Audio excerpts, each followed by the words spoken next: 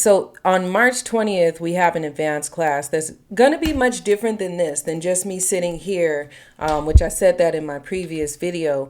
But I'm going to do an introduction of something that I'm going to be talking about in the class. This is going to So what's the part of the class that I'm going to include? Witch on a budget, all right? Or let's rephrase that for the people here that are watching. Spiritual practices on a budget, all right? So little things we can find at the dollar store. Mirrors. What are mirrors good for? Well, and this one is cute and small and simple. I'm sure that some of you guys already have stuff like this at home.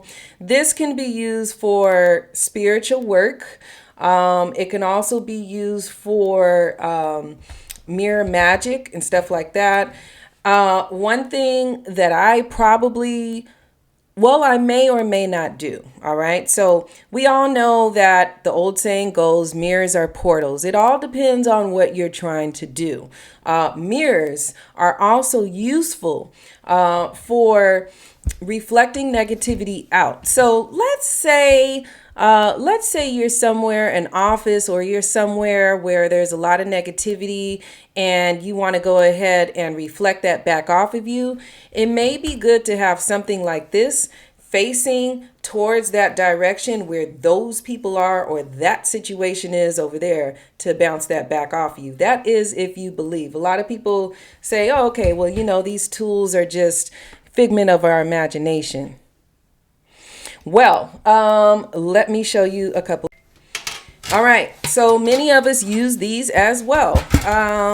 Trays. All right. The silver trays, you can get these at the dollar store. This is like $1.25. I have two different shapes. This saves a lot of time and waste of candle work. It's a good way to have an area to work with. All right. And then, of course, when the wax is dry, it's easier to lift up and dispose of properly or bury or whatever you're going to do with your candle wax. All right. Number one, before I start showing you guys these saint candles, if you're into the saint candles, there's a reason why I want to get into them. If you are into the orishas, this might be for you. Okay, now, some people may agree or not agree with me on these glass candles and these saints and what they mean. From my understanding and from what I have figured out on my own, what my spirit guides have told me, is, there's a couple of things in history that happened. That's number one, but we're not going to go there. I just want to talk to you about these particular candles that are also different saints in different cultures as well. Saint Judas, or San Judas, I should say, is the one that helps me bring in money. All right. Whenever I want to do a money spell, I can write out a petition, do a prayer to him, put some coins or some change around him. Of course, anytime we use these, we must clean them before we start doing spiritual work with them because they've been in the store, people have touched them, yada, yada, yada. Saint Jude, most holy apostle Saint Jude, faithful servant and friend of Jesus. I am so helpless and alone. Implore you and bring visible, speedy help and come to my assistance in need. All right. So for you guys that are into your different spiritual practices, think about which deity or which spirit guide, the guide that helps you with money reminds you of. And if you research it, I can guarantee at least 50% that St. Jude will, also align with another deity that you know of in your own spiritual practices or culture. All right. From my own personal experience, what I discovered with San Pedro. Now, with San Pedro, there is also Saint Lazarus and Saint Lazarus, San Pedro, and also Atocha boy. All right, the boy Atocha. These three different candles and these three different saints are all one deity from my perspective. Now, this is from my own personal practices and what was channeled through me or to me. Papa Legba, I have to say it, because he holds the keys to knowledge and he helps out. Now, there's certain offerings and stuff to give to him. Definitely have to be careful with this one.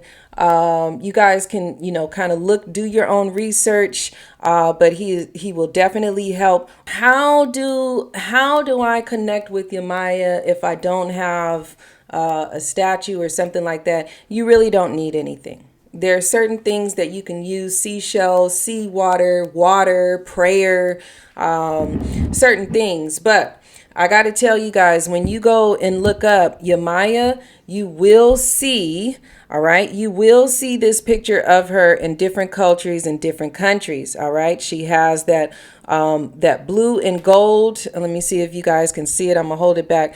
That blue and gold dress. She also, if you take a look, she also reminds us of the High Priestess tarot card with that moon at her feet. And then, of course, she has the angel. She has the crown. So she is the mother goddess. When you look up Yamaya, you will see a picture of her. And who is she? She is Our Lady of San Juan de los Lagos. All right. So this is the one Immaculate Mother. In spite of your place being next to the all holy Son in heaven, you descend to this place to show man that you love you, show the man love you have as a caring mother. All right. So when you really take a look at the way our cultures have been, kind of moved around a bit, especially like in hoodoo, then you'll start to understand why the saints are being used to replace our deities that were stolen from a lot of us. And you'll be able to see synchronicities. I want you guys to think about water goddesses.